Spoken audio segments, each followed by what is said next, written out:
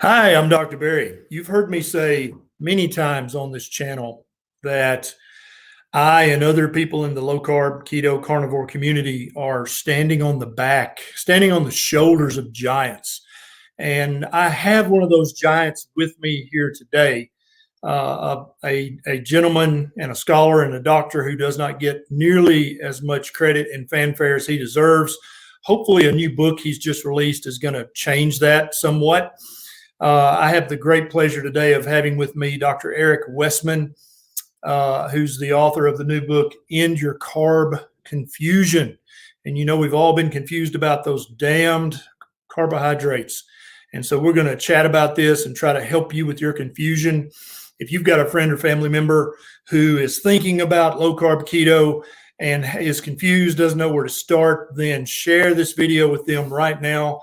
And we will try to help them as much as we can in this hour. Let me grab Dr. Westman. Doctor, welcome. Thank you. Great to be with you. I'm not blowing smoke, brother. It's a huge honor to have you here for this discussion today. I am in awe of you and the work you've been doing over the decades, and I can't thank you enough for the trailblazing that you've done in the low carb community. I get people all the time saying, well, "Who's Eric Westman?" I'm like, "Oh no, don't ever ask me that question again. This is the guy. This is the go-to guy."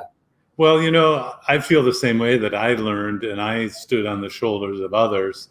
I think the true pioneers were the doctors who did this, you know, when they were getting flack from all corners. And now we have it relatively easy. But I have to give credit to the team at Duke and the research environment here that allowed us to look at and evaluate what was thought to be something that wasn't good for people and unsafe. And now we've learned that it's actually a great thing to do over the years. So, but you've been doing this for a long time too. I have, but not as long as you, my friend. Well, still, back at you. I appreciate what you do, and I'm glad to be passing a baton along, and as we are to all the people who learn from us, right? Absolutely. Yeah, I mean, we absolutely need researchers and clinicians, but we also need the man on the street and the woman on the street sharing their stories, because I know you've seen over the last few years the explosive growth of keto. And I'd love to take all the credit for that, and I know you would too. But the truth of the matter is that if you ask the average person, how'd you hear about keto? They heard about it from a friend or a relative or a neighbor or their hairdresser or their mechanic, somebody who they hadn't seen in a year or so. And they saw them and they're like, "What the hell happened to you? You look amazing." And they're like, "Oh, I'm doing this keto diet." And you echoed it a second ago. When I first started talking about keto years ago, I talked about it as a weight loss hack, temporary. You know, you don't want to do this too long. I don't know if it's safe. I don't know. And thanks to the research that you've done and that other trailblazers have done, we now know that not only is the ketogenic way of eating very, very safe, I've actually started calling it the proper human diet, because I like that. Yeah, as I've really dug deep into archaeology and paleoanthropology, this is the diet that we basically cut our teeth on. This is the diet that brought us, or as we say in the South, this is the diet that brung us. Okay. And so to say that it's some kind of new fad, it might be dangerous, that's foolishness if you just look at the big picture. And I know you've been talking about this for decades. This is nothing new for you. And you actually work side by side with Dr. Robert Atkins, one of the giants. And tell us a little bit about that and about your research. And if you've got a funny anecdote about Dr. Atkins, that'd be awesome too, because I know he was quite the character. Well, you know, I never worked for him, like being employed by him. But so I had two patients, but probably like you, years ago, that did this wacko diet. I mean, they didn't eat any bread or pasta or rice. And so two of my patients at the VA, Veterans Affairs Hospital here in Durham, and I've been here for 30 years, two of my patients had lost 50 pounds each. And this was remarkable in my office because nobody lost weight, and I sent them to my dietitians and at the VA. I mean, it's a very well funded place, and the dietitians didn't have any success. And so I thought to myself, these guys did it on their own. If this was safe, I mean, you wouldn't even need doctors to fix the obesity problem. I agree. So this is 1998, so it's a while ago. And I'm looking at these guys, and one of them actually kind of shames me into reading the Atkins book because he said, the book came out before you were born. And it wasn't quite, but it was close. And so, I got the idea, okay, it's been around a while. Dr. Atkins certainly had a name, but I didn't know much about it. Kind of like a lot of doctors, even today, they have this kind of superficial keyhole view of what Atkins means, who he was, what the diet is. So I was curious, and I went out and read the book. And I said, it's just a bunch of anecdotes. I'm a clinical trial researcher. In fact, I'm trained in writing my own grants, trying to get money to fund the studies and randomized trials. I know how to do all of these sorts of things. So I thought, well, let me just write Dr. Atkins a letter. He was the only one who was in a clinical setting at the time too, because 1998, one of the other non-keto doctors, Dr. Ornish, was really prominent at the time, but you couldn't go see him as a doctor. He had a research practice. So he didn't, like you and I, he didn't really see the same patients over and over and had to fix them. I mean, there's nothing like having someone coming back to you saying, I'm not fixed, to figure out how to fix them. Mm-hmm. But Dr. Atkins, and Dr. Eads had retired. Mary Dan and Mike Eads, who wrote Protein Power, had retired. They didn't have an office. Oh, they did before they retired. So Dr. Atkins was the only one. So I wrote him a letter, and he calls on the phone, and the phone call kind of went like this, what do you want? And I said, well, I'm very interested. Your diet helped two of my patients. And imagine he's been doing this 30 years, right? And he's up in Manhattan, and I'm down here in Durham. But he was impressed that a doctor from Duke called.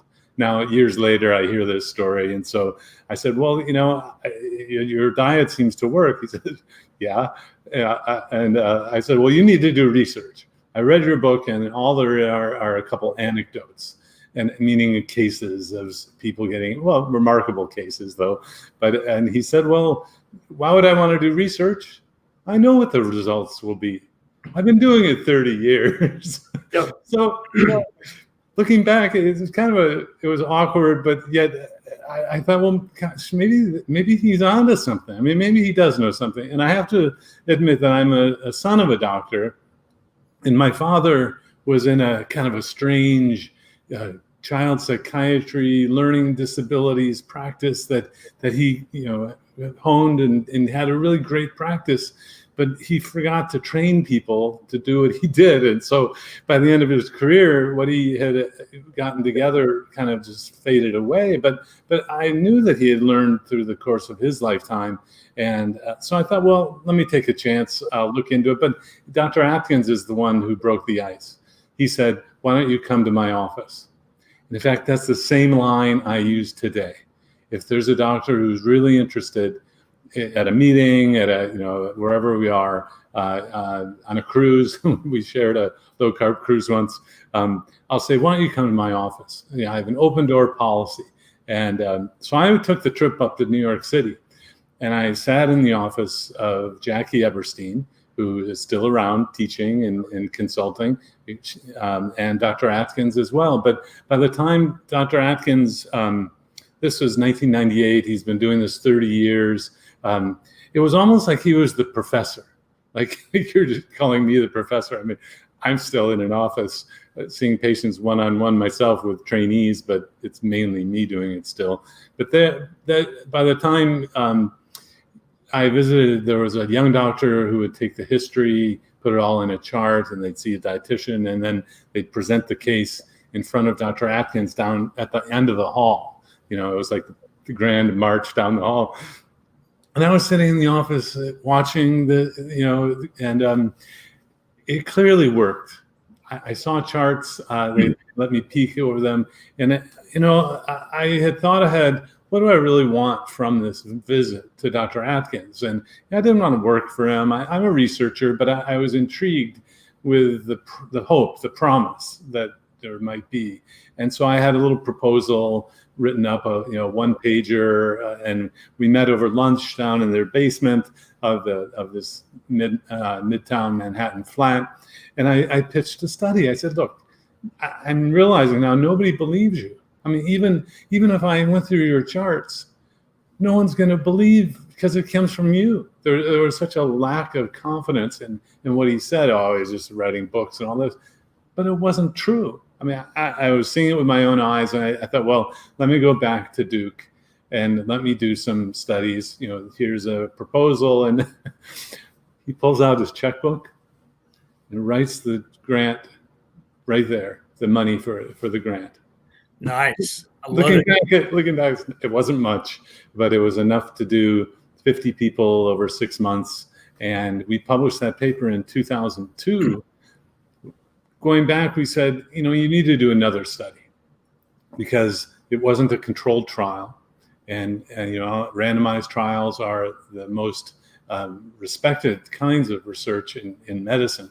So I said, you need to do a randomized trial, and they funded it. They had created a research foundation, which actually got a corpus of money when Dr. Atkins died in 2003, and funded all of these professorships around the U.S. and some research. And so our kind of flagship or our pioneering work was in the Annals of Internal Medicine in 2004.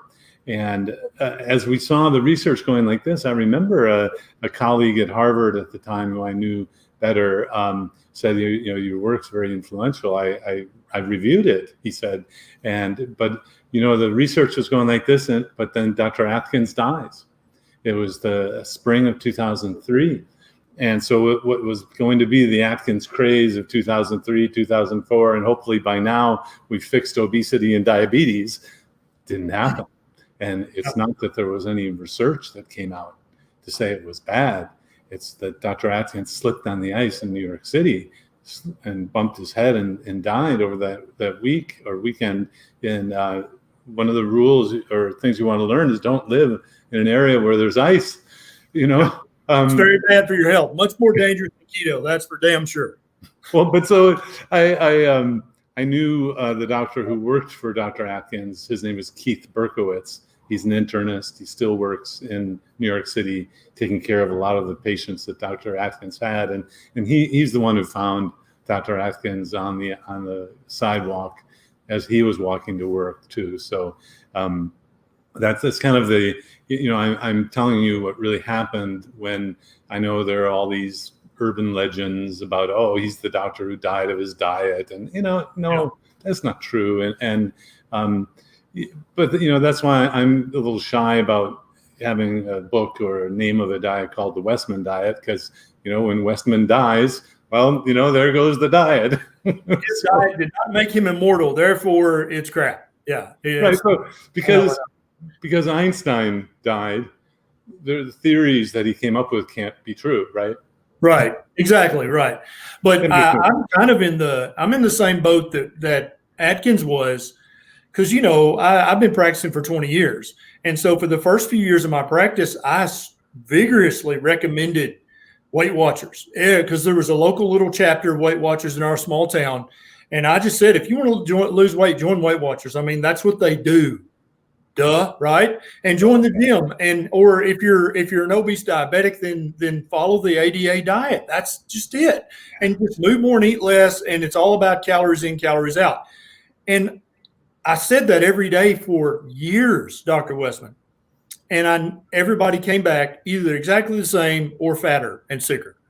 And so when a doctor sees something like keto, and so I started initially recommending keto to my most morbidly obese patients, just as a weight loss fact. How did you get onto it as a practicing doctor? I don't think I've heard that. About seven or 8 years I've been recommending, and it's went by different names. I've called it low carb. I've called it the primal diet. I've called it the ancestral diet. What was your aha moment where I can't remember, was it your personal experience? Yeah. I was morbidly obese and a pre-diabetic. And so I had to find something to fix me. And that's what fixed me. I started out with low carb, primal, ancestral, paleo, which are all basically, I call what they are is they're just fumbling attempts to try to figure out what we're supposed to eat. And they all were improvements over the previous fad of low fat, high carb, but they weren't exactly right. But when I found keto and found you and some other people talking about that, and I started applying that to my people who had failed 50 different diets. Literally, they were just like, oh, another diet. Oh, yippee, that's going to be awesome. I'm sure this is the one. And those people would come back for their 3-month or 6-month checkup, and they had lost 40, 50, 60, 70 pounds. And they were like, dude, you said I could do this for a month. Is it okay if I do this for another month? Is it safe? And I'm like, I think it's safe for you to do it for another month. And so when you see those kinds of results as a practicing doctor, I'm with Atkins. I don't have to do any damn research. I've had enough anecdotal feedback from my personal patients to know that this is by far but that I've ever recommended. There's still naysayers. I mean, there always will be. Sure. But I remember Dr. Ornish, who would be just lambasting Dr. Atkins and giving him a hard time, and I'd just be observing this, and I finally said, have an open mind, Dr. Ornish, and he said, well, not so open that your brains fall out, and then he'd say things like, well, you're mortgaging your health, so that you might have lost 100 pounds now, but you're just going to get worse over time. I mean, they had no data to support these kinds of sayings. And I'm so glad that someone like you is saying what you've seen and also saying, you can't say that it's bad unless you prove it, Yep.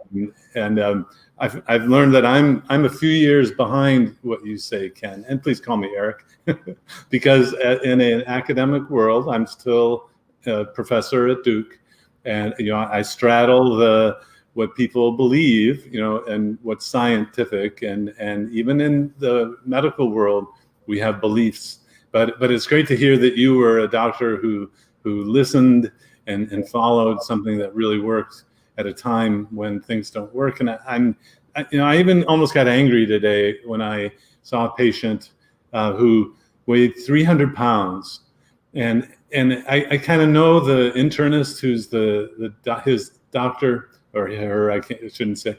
And it's just kind of, why didn't this doctor do something when this gentleman in front of me weighed 200 pounds? He weighs 300 now.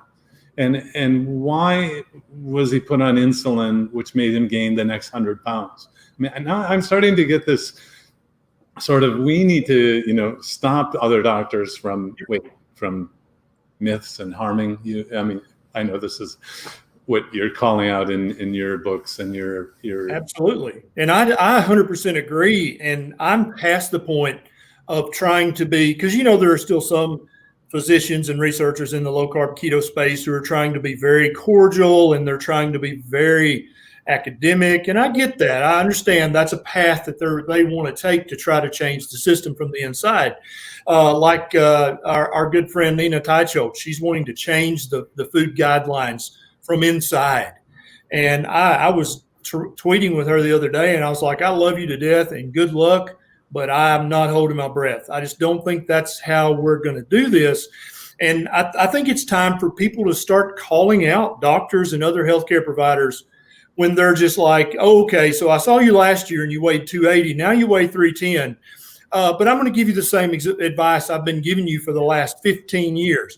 I think keto is well known enough, and it's out there in the mainstream media enough, that if a healthcare provider is still doing that kind of stupid shit, I think it's past time for patients to start calling them out, and for doctors, colleagues to say, dude, what are you doing? Are you running an obesity clinic? And by obesity clinic, I don't mean that you're helping people reverse their obesity. I mean that you're getting patients obese. Yeah. It's an anti-obesity clinic. What do you think about it? For that to start happening. So I'm glad that you got mad today, because I think a lot of us really need to get mad and start speaking out, because these doctors sit in their self-serving ivory towers, and they're just like, well, the Harvard School of Public Health says, and so therefore, and I'm like, But what has been happening with your patients? What is your feedback from patients? They're uniformly getting fatter and sicker. That's not working. So what are you going to do now? Yeah, there's sometimes when I can use that. Are you happy with that doctor? No, not really. Well, let's go teach him a lesson. I'll fix you. I'll teach you, and then you go back. Actually, a lot of times it's another doctor who intervenes and kind of says, "Why don't you go see Westman?" I mean, he's got a different approach, and of course, the keto lifestyle changes. It's so potent. It's so powerful. I practice the best internal medicine that I ever have. Fixing diabetes, high blood pressure, all of these, fatty liver, all these things that I used to just give medicines for. And it's actually especially gratifying to see other doctors see the light, because then of course, and I hope they slowly but surely are. I see a lot of it. The last low carb conference I was at, I always ask for a show of hands. How many healthcare providers, pharmacists, doctors, nurse practitioners, PAs? And it was probably 30% of the audience was healthcare providers. And so that gives me a lot of hope. Yeah. And I know that if there's that percentage of healthcare providers attending a low carb conference, then every other doctor in their community, they have to know that they're doing that. And I think it speaks a lot to just the lack of curiosity that many doctors have. It's like, I'm comfortable where I'm at. I got my prescription pad here. I got a brand new Mont Blanc with a fresh cartridge. I'm just going to write scripts all day, and I don't, whatever. I'm safe. I can't be sued because I'm following the standard of care. So I'm not really interested in being a maverick. And I think that should be part of any doctor's endeavor, is to do whatever it takes to get your patients healthy. And I think a lot of them are dropping the ball. Yeah, well, I do understand if you haven't been trained in nutrition or obesity medicine at all, a lot of doctors just don't know what to do, or they've never seen someone improve, so they don't think it can happen.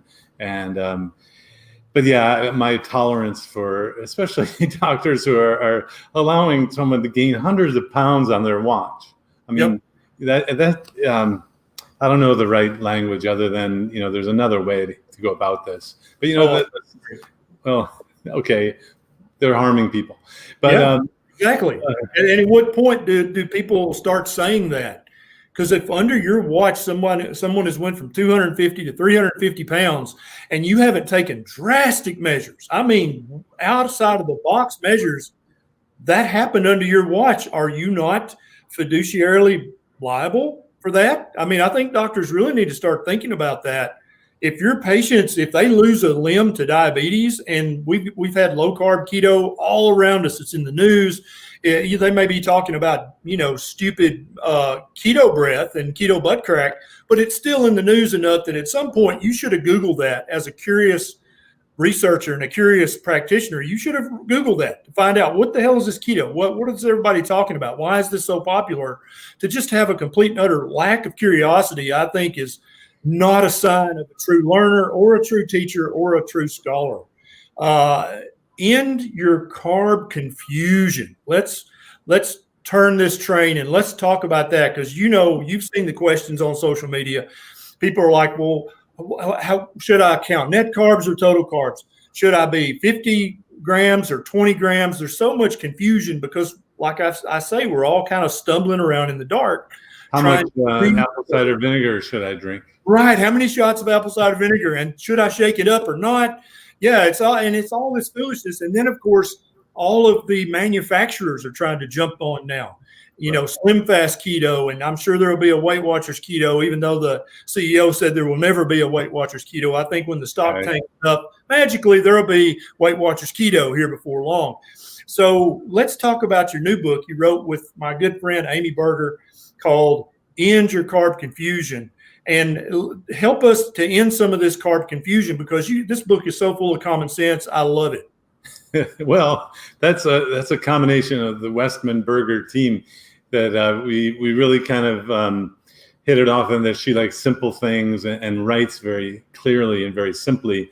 I did several books. I was on the New York Times bestseller, The New Atkins, but we had a ghost writer that was Westman Finney Volek. now 10 years ago. And then Keto Clarity, I worked with Jimmy Moore on Keto Clarity and Cholesterol Clarity. Again, Jimmy's a great writer, that very clear, very simple. And so I teamed up with Amy because she also has a byline of keto without the crazy. And so we were kind of commiserating about 10, 15 years ago, it was just low carb and you didn't have to worry about all these other things. So basically, we tell the story of how doctors long ago, even, the saccharin disease with T.L. Cleve, talked about sugar being the problem, not fat. And of course, nobody listened. And then just in the last few years, Gary Taubes wrote the book, The Case Against Sugar, with that noose of a candy, a sugar candy. So the paradigm is shifting, and being involved with Cholesterol Clarity, the researchers know about this. The clinical doctors don't. And the researchers don't get airtime in the clinical world because of the drug treatments that we have. So right. It's clear to me now that the emphasis should be shifted from fat is bad, cholesterol is bad, to sugar is bad, diabetes is bad. That's where the emphasis should be. Absolutely. So not to bore people, as an academic, I know I can keep talking when someone's sleeping in front of me in the classroom. I teamed up with a writer, professional writer, and the story is of how sugar and insulin are the bad guys. And even then we tell it, I hope, in a clear, simple way, so that if you have a family member, a loved one, or even if you're curious, but you don't want, to read books like this thick and be real scientific about it, we've tried to make it really clear, even with some new artwork to show you, put it in art, in visual terms. And did you notice we don't even have a scientific reference? That was my call on it. Amy thought, well, we're going to get a lot of flack for not having scientific references. I said, what? We're not saying anything controversial, right? I mean, not to the mainstream anyway. Yeah, so, and I think there's a place for books with 800 citations at the end. But for a book like this, the person who's going to read this book and actually benefit from this book, they don't want to works cited at the end. That doesn't. They're gonna read what you say and they're gonna try it in their life. And so then the question becomes, well, is keto safe to try for 30 days, 60 days, 90 days? I mean, is it going to kill you? Well, duh, no, it's not going to kill you. It's going to help you. And so at the end of that 90-day trial of keto, if they're like, well, that didn't help me a bit, they can just go right back to eating their Cheetos and honey buns and act like it never happened. So it's not like you have to have a works cited to protect the public from this crazy theory that you've got here, because as I say, this is the proper human diet. You eat real, whole, one ingredient, low carbohydrate foods. Human beings are by design low carbohydrate mammals. If you feed us too many carbohydrates, we get fat. That wisdom's a very small book, Ken. So we had to expand it out to actually, and I'm sure your audience, the general readership too, is curious. How can some people get away with eating carbs and others can't? And so we get into that in End Your Carb Confusion. And again, I want this to be for the general readership. It's not a keto book, only a keto book. It's a low glycemic book. It's a low carb book. And I always wondered, how could my brother, who's naturally athletic, be lean all of his life, eat fruit all day long with fruity yogurts? Well, he ran on sugar. And he was able to metabolize it, and we had very different metabolisms. If you look back at I have my mom's and he has my dad's, if you looked at the genetics of it. And so we try to explain and then have you take a simple table checkbox to see which group we would recommend that you start in. Although we do give a recommendation that everyone should try keto at least a little bit, because your heartburn that you think is from the coffee probably is from the carbs, or some side effect you think is from growing old, or my hip pain or something. No, it's probably from the carbs, and you wouldn't know unless you tried the keto level. And then we also thought carefully about not introducing language that's bad about this is a a bad food, a good food, because it's the amount that you have. You can have a little bit of sugar or bread or pasta or rice, and still probably be very healthy. It's the overconsumption of it that gets us into trouble. So anyway, yeah, I hope it helps a lot of people. And we're trying to share the wisdom that we have as low carb keto doctors, and just how important food is to get to treat so many things. Yeah. And I love how in the book you break it up into kind of different therapeutic strengths. And so there's a literal questionnaire in the book where you answer questions, and then based on those answers, it kind of stratifies you, as in you need some hardcore keto, baby, or you need, what we would call lazy keto, or you need dirty keto, or just, and so I think that that's such an excellent concept, because we're not all the same. Me at the age of 22, I could eat a dozen Krispy Kreme donuts and drink a gallon of skim milk, and I was thin as a rail. Me at 52, no. If I eat half a donut and even look at the milk, I'm going to gain 4 pounds. Yeah. And so I think it's great to have that questionnaire in the book, because people kind of understand, okay, it's almost like your carbohydrate intake is the volume knob on a stereo. Depending on how much therapeutic keto you need, you can adjust your total carbohydrate intake. And I love that you guys jumped over on my side of the fence and said, look, count total carbs. Don't be playing the reindeer games of net carbs. That's just going to confuse you, and also probably make you stall. But I think it's great for people to understand there are varying levels of a ketogenic way of eating depending on what you need. And I also love that you talked about the heartburn thing, because that was one of the things that made me really sit up and take notice, because I had lost a bunch of weight, but I was the guy that took all the Nexium samples, Doc. When the Nexium rep came, I got them all. The patients didn't get any. I took 2 a day for several years. And with keto, I could take a Tums once or twice a week, and that's all I needed for my heartburn, which was miraculous, right? And so then I would have I thought, well, that's just, that can't be because of this diet. I can't even understand the physiology of that. But then I kept having patients say, my heartburn's gone. Does that happen on this diet?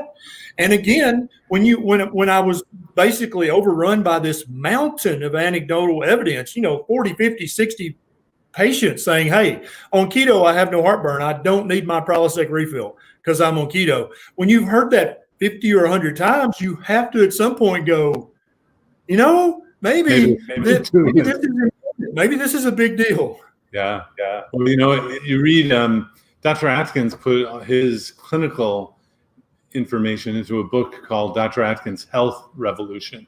And it was kind of like a study guide for me to figure out, well, what should I study next? And, remember, I didn't just start using it. I took about 8 years of studying this before I thought, yeah, I think this is good and safe enough for me to use at Duke.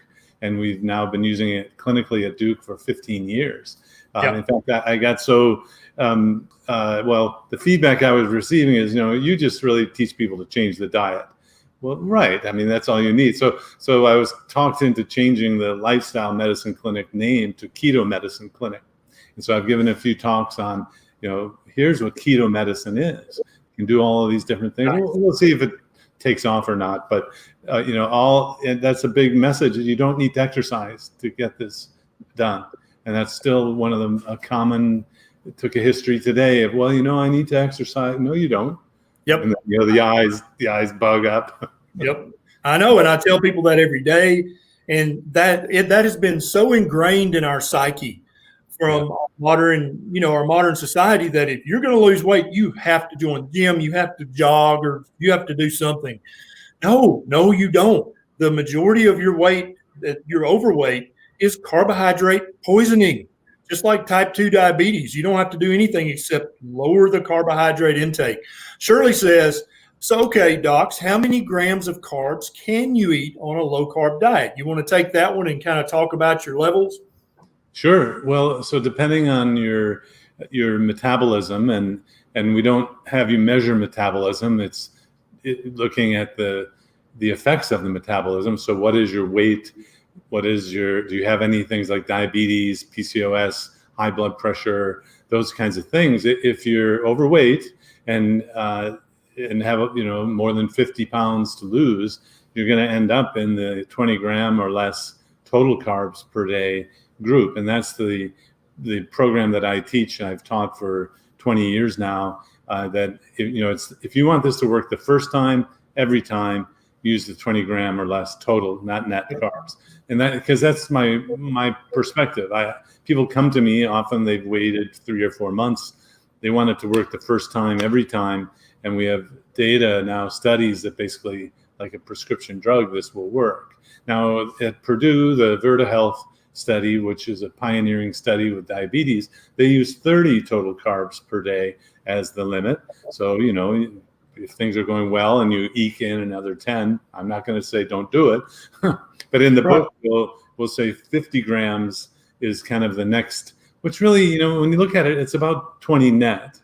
Now, we don't use the net carb language, but, it's like we're using different, total carbs is more precise.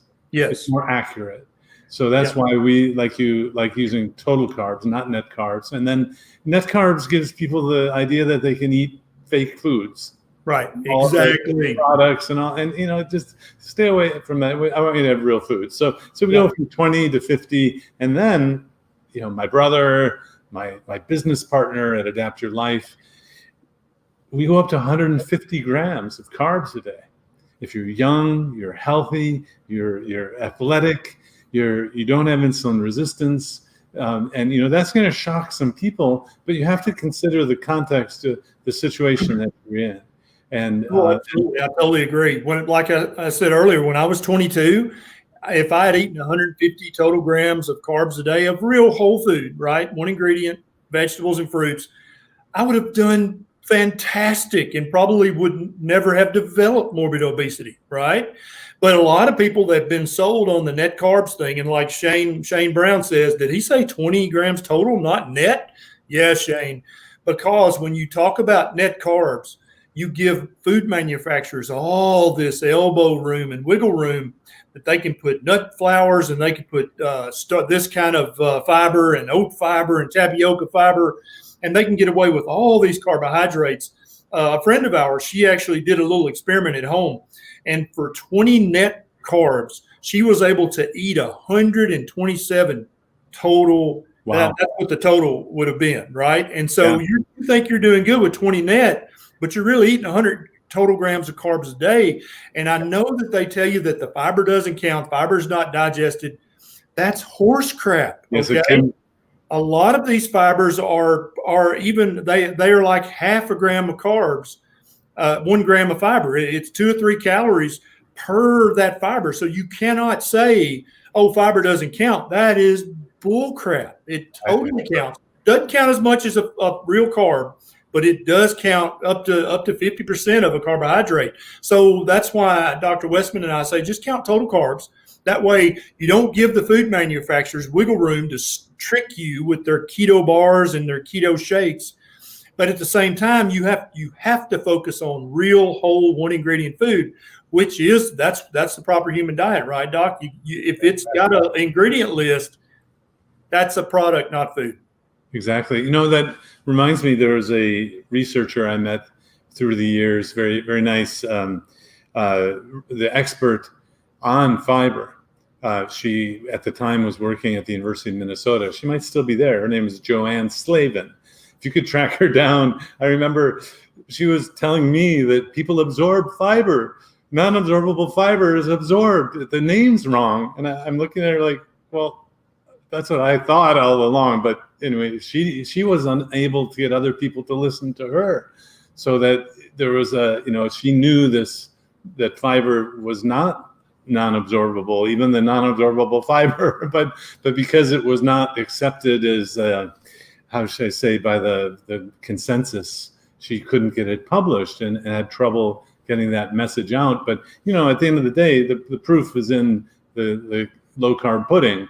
If what you're doing with net carbs is working, great. But if it's not, don't bail out. The difference between net and total, as you were saying, can be really big in terms of total carbs, but also big in terms of more effective. Yep. Oh, I Powerful. totally agree. And I think for anybody who's been doing net carbs and and keto has failed you, or it's like, oh, keto didn't work for me. Why don't you come back to keto and let's try a 90-day trial of 20 total grams of carbs, no cakes, cookies, pies, only real one ingredient whole foods for 90 days. You can eat as much of the meat, the fatty meat, the fat, and the protein as you want, and keep your total carbs under 20 total grams a day. I think you'll be shocked and amazed that keto that time works for you. Well, I'll even negotiate to a week. Whether Yeah. you try it for a week, when someone's in your room and you're seeing them and they're getting to know you, you can often make those negotiations. I just wanted to comment. We had a new digital class that ran for the first time called the Keto Made Simple Masterclass, and we gave it at adaptyourlifeacademy.com. Yeah. We'll be giving it again in January, and it went really well. And they all by word of mouth wanted, and by voting wanted to continue actually in a paid membership, but it's very nominal fee. But this strong feedback of people who had done keto came in to our class. We're teaching them. There were two things that they had learned inappropriately, and I know but this is data, real people filling their survey. It was the net versus total carbs, and then also you can't have an unlimited amount of fat, oils, butter, cream. So the limitation on the high fat sources, the high calorie sources, is something people aren't learning. And so these are two common things that if you change what you're doing may start working. Absolutely. Who should not?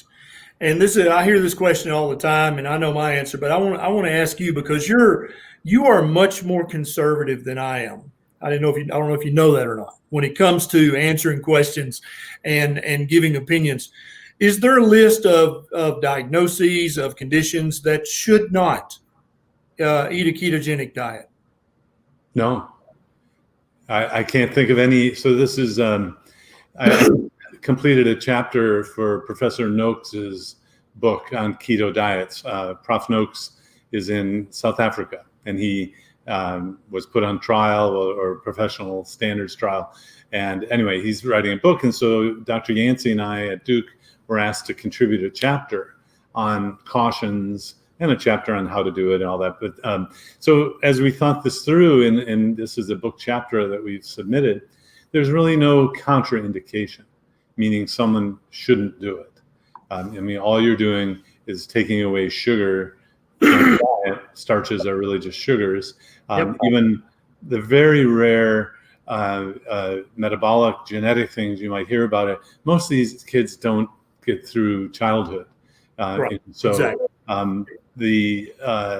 Of course, I will treat anyone who comes to me. I won't guarantee their health problem will get better. And I've treated very sick people, even pre-heart transplant, who have a LVAD ventricular assist device.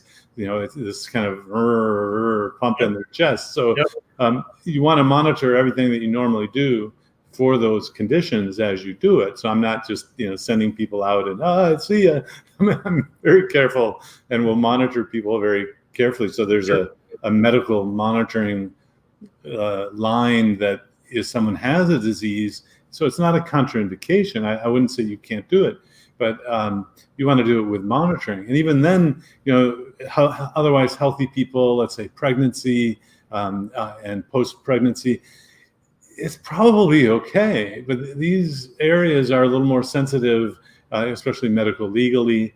I had a trip to Indonesia where I met pediatricians who were telling me there were so many keto babies in Indonesia because they combined fasting with keto, that he thought the kids who were keto babies, they called them keto babies because the mom was keto, they thought they had improved milestones of behavioral progression, meaning they actually learned faster than the kids who grew up with a mom eating carbs. And so I'm like, okay, but there's still no study published. And so that's why I'm straddling that world of watching what happens, but also saying, wait, we need some studies about this. But in writing this chapter, we concluded that there's really no contraindication. I mean, there's some cautions, meaning usually that medical monitoring because someone has other diseases that are going on. But I mean, can you think of a time when, you might have thought afterwards, oh, I shouldn't have put that person on the keto diet? I really can't. No, I can't think of a single one. The way I answer that question is much like you do. I say, if you have never seen a pediatric endocrinologist in your life, and you've never seen a geneticist in your life as a referral from your pediatrician, you can do keto, because there are a very, very few, very rare errors of fat metabolism that might not be able to eat keto. But those people have invariably been to the geneticist multiple times trying to figure out what their genetic defect is. They've been to the pediatric endocrinologist. They've been to the pediatric surgeon. These people know, oh, no, I have this so-and-so condition. I can't, I'm not able to do that. And so if people don't fit that criteria, you've never seen a geneticist, you've never seen a pediatric endocrinologist, you're good. You can do keto. Well, so you were more cautious than me. Yeah.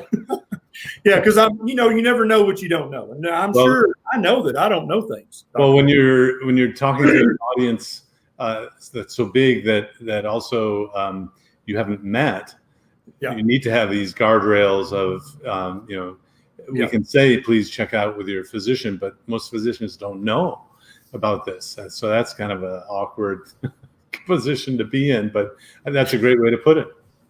Yeah. Now, Doc, before we close this out, tell everybody, I want you to tell people about the course that you talked about earlier and where they can find that. And if you'll email me a link, I'll put that in the show notes.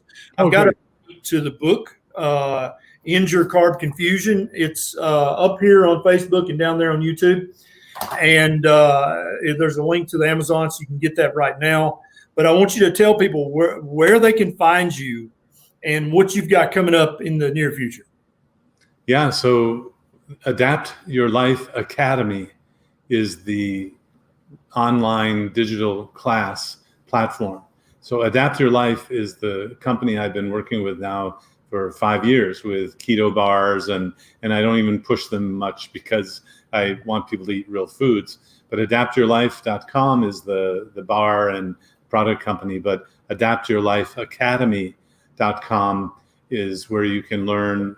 You can subscribe to a mailing list where we give out information, and we give like weekly letters of just tips of things to do, and then announce when an open cart occurs for a class. So what we're doing is we're taking a cohort of people.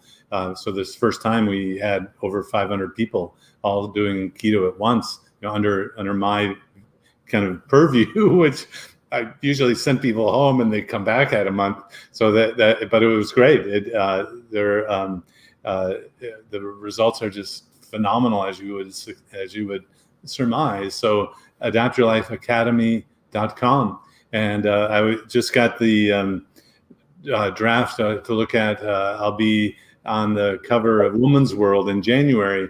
Of course, photoshopped, and you might not recognize me, but I just saw the copy for that. And again, another keto doctor on there with stories, and we need more and more. In fact, I was thinking we need more women on the cover of Woman's World. Yeah, I think so too. They don't need to have two ugly guys like me and you on there. They need to have Amy Berger. That's who they need to have on there. It gets the word out, and thanks for asking about that. The End Your Carb Confusion book, if you like to read, and then there's Dr. Westman online.com. It's DRWESTMANONLINE.com. I know it's too long, but there you can actually get links to useful information in a video I did some years ago. So we're trying to get the word out in many different ways. Digital class, Adapt Your Life Academy, a book, End Your Carb Confusion, and even that page 4 still lives on with a download there too. So I love it. Malachi says that you've got great content on your mail list. Do you have an email list people can join? Yes, that's at Adapt Your Life Academy /subscribe. That's the mailing list. Perfect. I love it. Doc, thanks so much for doing this. It's always a pleasure chatting with you. I think we haven't seen each other since Denver, maybe, or somewhere. Yeah, I it's don't been know if too long. we're ever going to have another low carb conference or not. I'm about to just give up and become a Tennessee hermit and just move to the farm and say forget it. But hopefully, Yeah, people will come visit you. yeah, That's a good deal. hopefully one day we can all meet up at a huge keto low carb conference and all just have some, a low carb gin and soda with one drop of lime juice and just hang out and talk about the low carb life. Thank you so much for doing this. I appreciate what you do. Thanks again. I remember at the Adapt event in Nashville, right south of Nashville. Yep. You were there and had throngs of followers there. It's fantastic. Thanks again. Yeah. Thanks so much, Doc. I'll talk to you later.